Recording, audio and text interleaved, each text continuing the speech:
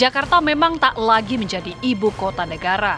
Namun, dalam urusan politik, Jakarta masih menjadi magnet besar yang tak bisa ditinggalkan. PKS sebagai partai penguasa di DPRD Jakarta memang tak bisa berdiri sendiri mengusung pasangan calon gubernur dan wakil gubernur. Meski sudah mendeklarasikan pasangan Anies Baswedan Sohibul Iman, tapi PKS tetap memikirkan opsi lain yang lebih mumpuni, yaitu berkoalisi dengan partai lain. PSI yang dipimpin putra Presiden Joko Widodo bersama jajaran partainya mengunjungi kantor DPP PKS Senin lalu. Tak lain pertemuan ini membahas Pilkada Jakarta mendatang.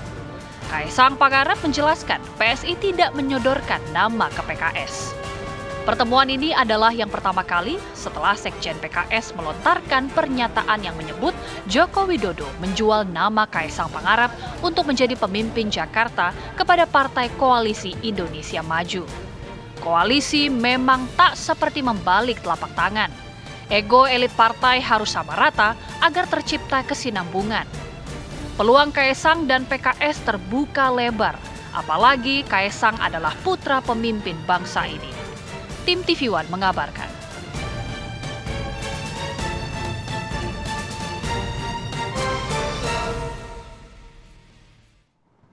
Jadi ternyata di PKS itu, Ti. Kenapa, Vi? Banyak sekali generasi mudanya sekarang. Wah, luar biasa. Dan cocok memang ketemu sama PSI, partainya anak muda memang, Ti. Jadi udah mulai bisa ada yang bisa disatukan. Gitu ya. Biarkanlah narasumber pagi hari ini akan menjawab. Sudah hadir di studio, sudah ada Mas Pangi Syarwi Caniago, analis politik Foxpol Research and Consulting. Selamat pagi, Mas Ipang. Pagi, Mbak Lati, Bang Arif Fadil. Kemudian juga Kang Pipin Sopian, politikus PKS. Selamat pagi, Assalamualaikum Kang Pipin. Waalaikumsalam. Dan juga bergabung bersama kami, ini sudah ada Mas Dede Prayudi, Ketua DPP PSI. Assalamualaikum, selamat pagi Mas Uki. Selamat pagi. Terima kasih waktunya Bapak-Bapak. Saya mau ke Kang Pipin dulu. Kang Pipin, ini kemarin ada yang menarik begitu ya. Jadi saksi gak dia pertemuan itu? Hadir nggak kemarin nih? Nah, hadir dan ini undangan dari siapa sih sebenarnya Kang? Dari PKS atau memang udah janjian antara PKS dan juga PSI? Ya sebetulnya kalau pertemuan tuh selalu dari dua pihak ya. Bahwa kita ingin memecah kebuntuan yang dulu ya kita misalnya ya dulu waktu 2019 maaf ini Mas Uki ya, Sekjen PSI bilang haram koalisi dengan PKS dulu pas waktu Raja Juli ya, menyampaikan itu. Kami ini kan partai Islam ya, tidak sesaklek itu gitu. Ada gitu apa dosa kami gitu.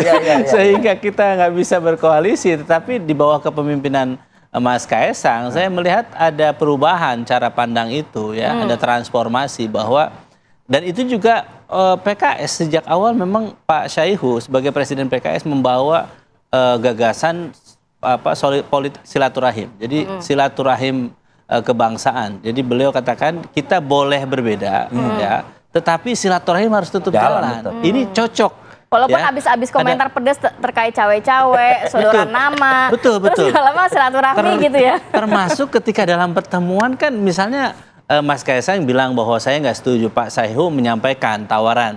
Kami menawarkan untuk PSI agar mendukung Pak Anies dan Pak Sohibul Iman. Tetapi direspon sama Mas Kaisang, saya lebih secara pribadi Presiden PKS yang jadi gubernur karena sebagai pemenang. Nah, hal-hal yang seperti itu kita ingin menunjukkan kedewasaan cara berpolitik.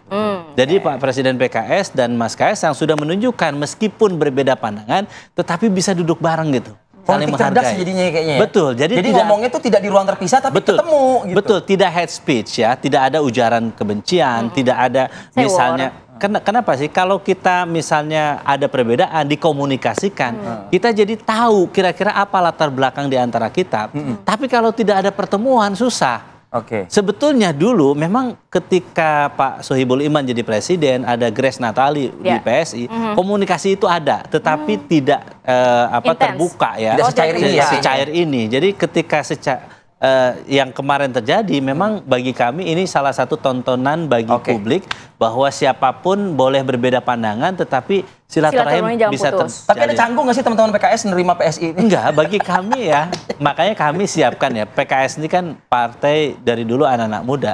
Proses regenerasi terjadi. Maka yang mendampingi Presiden PKS, anak-anak muda ada Dr. Gamal, ada Ismail Bahtiar, ada banyak-banyak anak-anak muda di PKS yang kemarin bertanding kemudian terpilih menjadi anggota dewan yang kurang lebih ada di angka 10 orang gitu ya. Dulu sebelumnya tidak ada dan saat ini kami sampaikan di pertemuan kemarin bahwa kolaborasi antara PSI sebagai partai anak muda ya dan kemudian PKS yang regenerasi anak mudanya bisa terjalin sampai saat ini bisa kerjasama. Kayaknya ini pertemuannya positif ya, Via. Saya pengen langsung ke Bang Uki, tapi ada satu nyangkut nih. Apa tuh? Ini gimmick kemarin nih kayaknya menjadi perhatian publik. Ada gimmick kemarin? Oh, ada gimmick. Itu pulpen sengaja atau emang nggak sengaja sih sebetulnya dikasih ke Kaisang?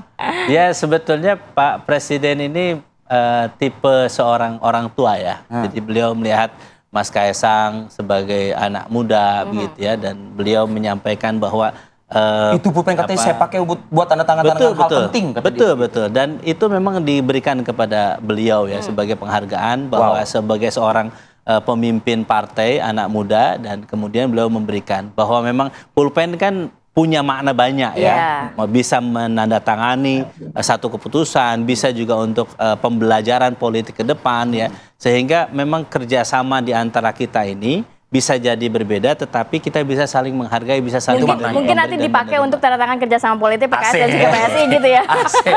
Kode ya Mas Uki. Ini kalau masyarakat kan menilainya PKS dan PSI ini sulit disatukan karena ideologi berbeda, kulturnya beda dan lain sebagainya. Sempat gontok-gontokan sindir-sindiran begitu ya di ruang publik. Tapi kemarin kok adem aja terlihatnya begitu ya, walaupun pertemuan tertutup kita nggak tahu apa pembahasannya begitu kemarin. Boleh di-spill mungkin Mas Uki? Ya, jadi ini sebetulnya adalah sebuah presiden bagus ya yang terjadi di dunia politik Indonesia bahwa PSI dan PKS ya dua partai politik yang sudah lama terkenal berbeda value politik ya, artinya nilai-nilai yang diperjuangkan itu dapat dikatakan cukup berbeda. Kemarin bisa duduk bareng, kemarin bisa beramah tamah, ya kemarin bisa saling puji memuji. Bahkan saling bercanda seolah tidak ada sekat di antara kami gitu. Jadi ini merupakan sebuah message kepada publik bahwa politik itu tidak boleh saling baper-baperan, politik itu tidak boleh saling bermusuhan ya di luar konteks pilkada misalnya seperti itu ya. Nah, kalau misalnya kita masuk ke dalam konteks pilkada, ketika kita berbicara soal berkoalisi antara PSI dengan PKS, tentunya ini adalah sesuatu yang masih sangat-sangat masih sangat-sangat mentah untuk kita simpulkan apapun gitu ya. Jadi memang betul bahwa PKS dalam hal ini mengajak kami untuk bergabung bersama PKS untuk mendukung Pak Anies dengan Pak Sohibul Iman ya, aman ya. Cuman kemudian dari PSI sendiri, PSI menganggap bahwa PKS dengan 18 kursi di DPRD ya pemenang, apalagi di situ terjadi katakanlah lonjakan kursi lah di PKS yang dipimpin oleh Pak Saiku, maka PSI menganggap bahwa Pak Saiku ini sangat layak, bahkan lebih dari layak untuk maju, bukan mendampingi siapapun, tapi layaknya justru didampingi gitu ya untuk menjadi gubernur Jakarta. Jadi ini semuanya adalah sebuah gestur persahabatan lah ya di luar konteks persaingan politik, karena kan PSI dengan PKS ini di luaran itu sering berdebat ya soal ya banyak hal lah ya. Anda kan ketemu langsung sama sekjen PKS tuh, Ustadz Habib Abu. Baik-baik saja.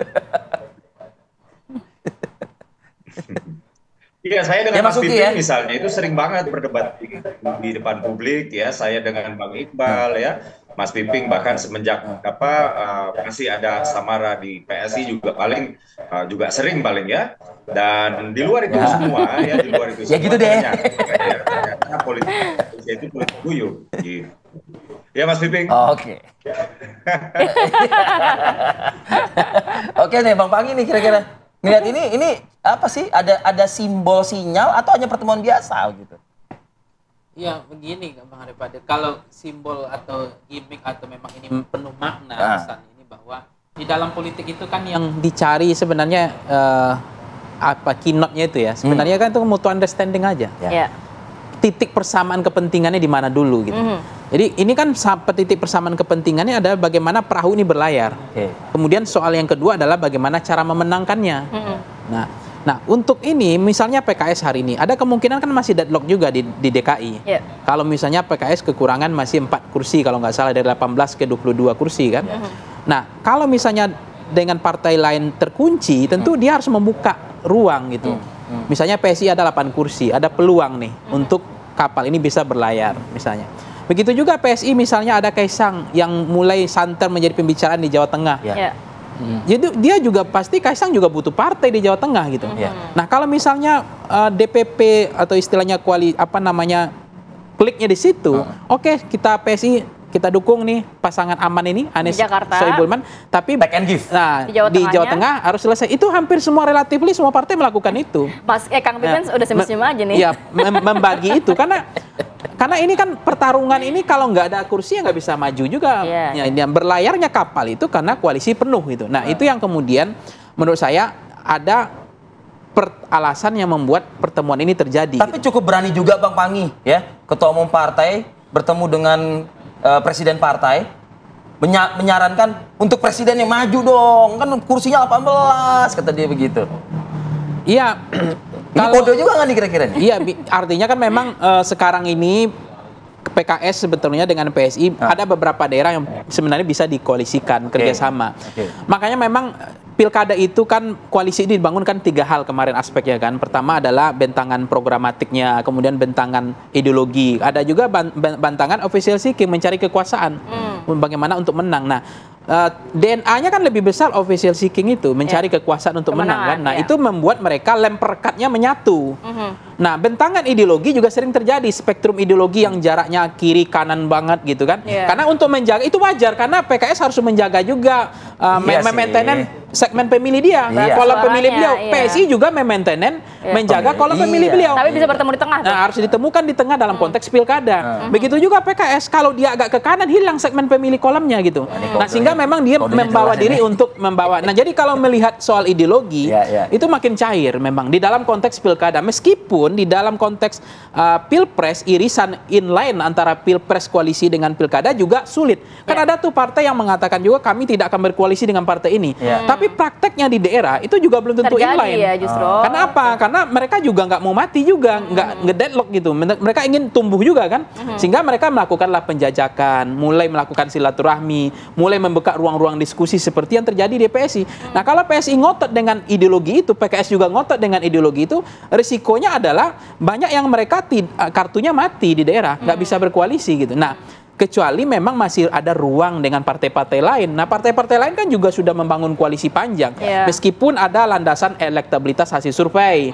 Ada juga alasan karena memang persamaan kursi yang cukup bertemu gitu.